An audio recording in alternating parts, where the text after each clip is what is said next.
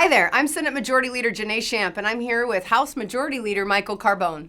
In this week's edition of the Majority Report, we're highlighting several Republican bills moving through the legislature that focus on safe communities and victim advocacy. These bills align with the agenda we've laid out in our Senate and House Majority plans, specifically within the first pillar of securing our cities from your front door to the border. The citizens of Arizona spoke loud and clear last November. You overwhelmingly approved the Secure the Border Act that Republicans sent to the ballot. And with the Trump administration deploying the resources to remove criminal illegal aliens from our communities, we want to ensure that local and state law enforcement officers are working together with the federal government to protect our citizens. The Arizona ICE Act, also known as Senate Bill 1164, will help facilitate this partnership. Sponsored by President Peterson, the bill requires local law enforcement and the Arizona Department of Corrections to enter into formal written agreements with the feds to enforce federal immigration laws. Law enforcement will receive training so they can arrest and process criminal illegal aliens. The bill requires the Department of Corrections to comply with immigration detainer requests so that criminal illegal aliens will not be released back onto the streets in our neighborhoods.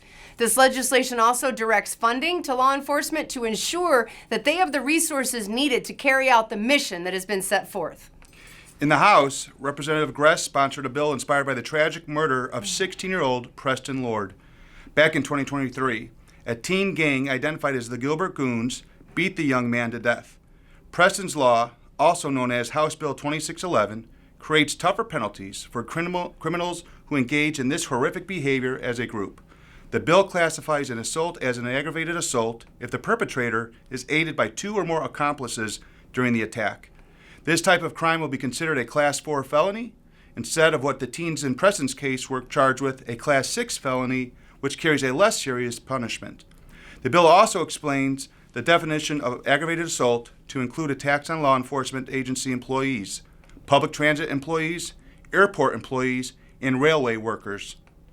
And back at the Senate, Senator Bullock has introduced a bill to support crime victims.